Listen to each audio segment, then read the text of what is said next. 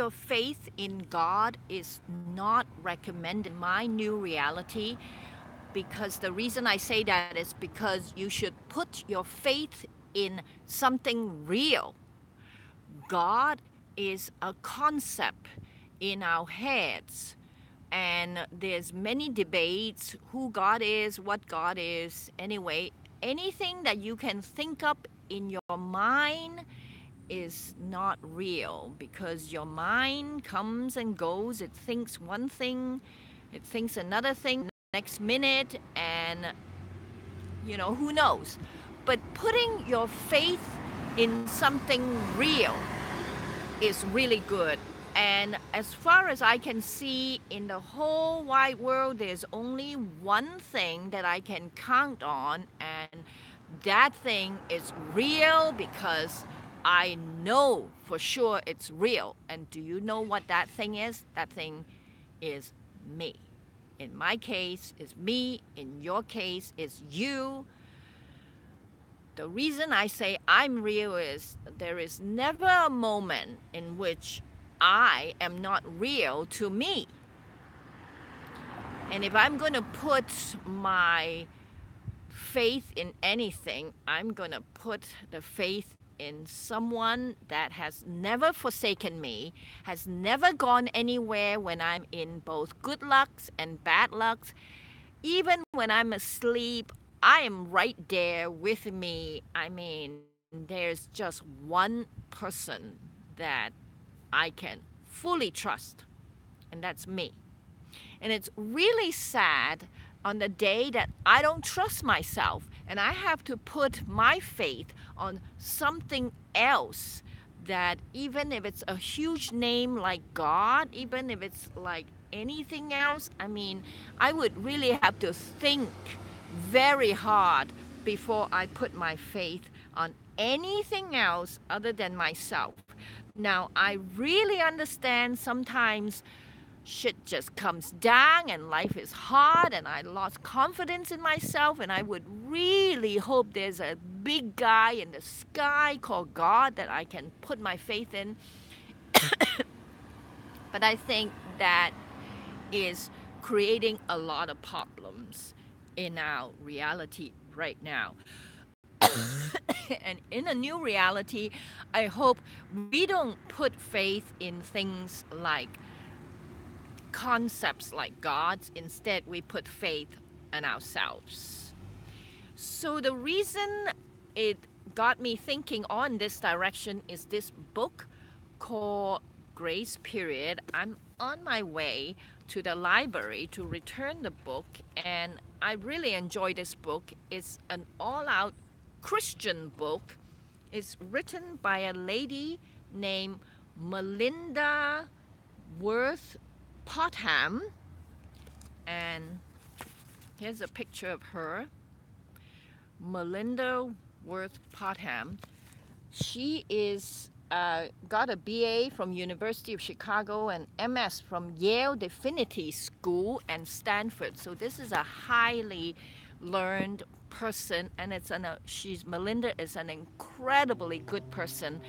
Her journey is so hard, is so gut-wrenching, that I totally get it. I totally get it. Sometimes, with this kind of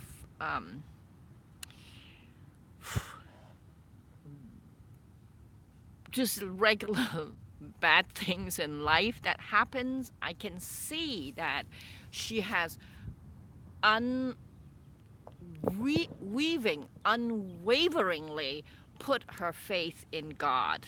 And I really appreciate that. I can understand that. I have nothing against Melinda doing that.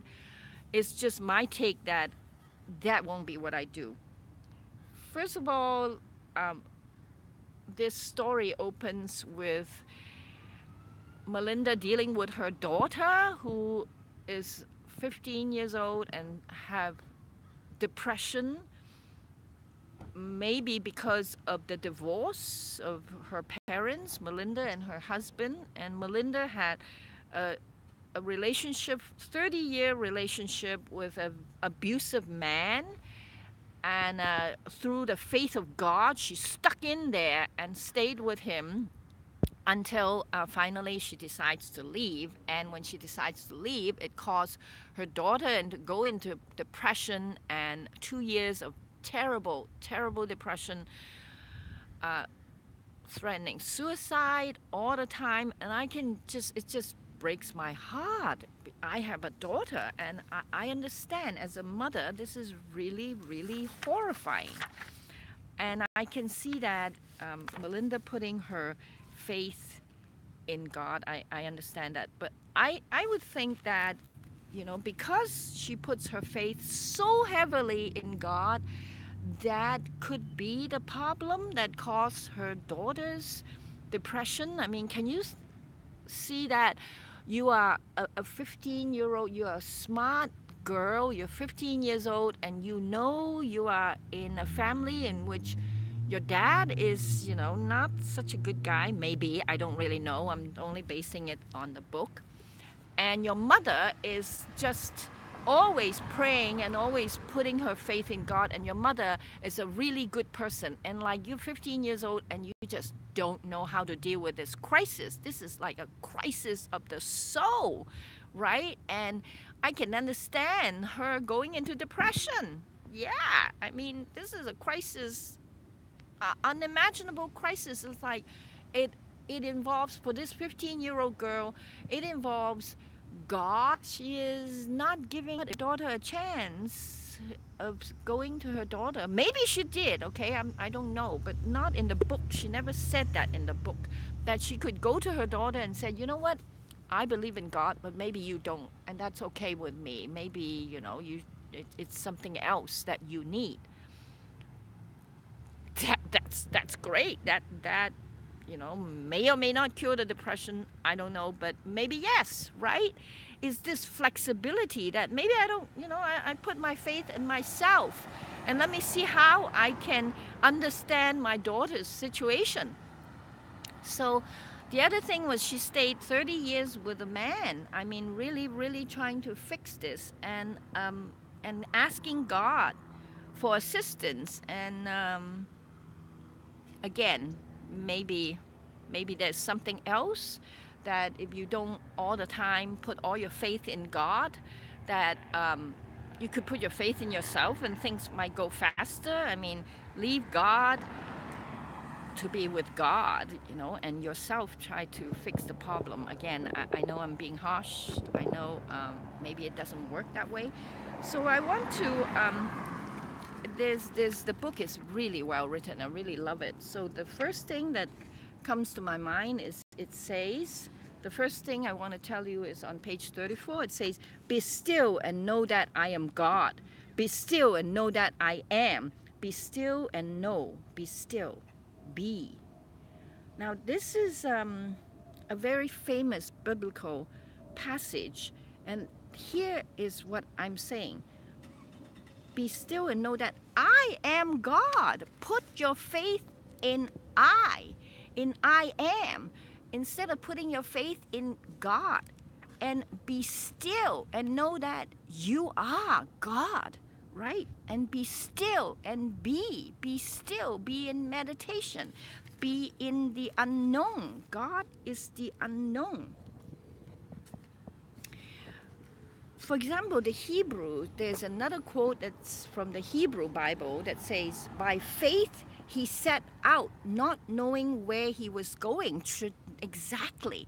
By faith he set out, not knowing where he's going. And what can you put faith on? You have to put faith in yourself when you're going into the unknown. And I think going into the unknown parts of yourself is the God that you're looking for. There's another quote from Rumi in the book that says, don't open the door to study and begin reading. Take down the dulcimer. Let the beauty we love be what we do. There are hundreds of ways to kneel and kiss the ground. Yes, put your faith in yourself. Put your faith in kneeling and kissing the ground. Don't put your faith in something as unknown, as trustworthy as a concept like God. Here's this. So, the Webster, there's a quote here. The Webster Dictionary of Theodicy. Theodicy means the justification of God's goodness in light of suffering and evil. Well, the thing about Christians is it's a really good thing. They do a lot of social service. Social service, helping the needy, helping people that needs help, and that's a really good thing. How can you say it's a bad thing?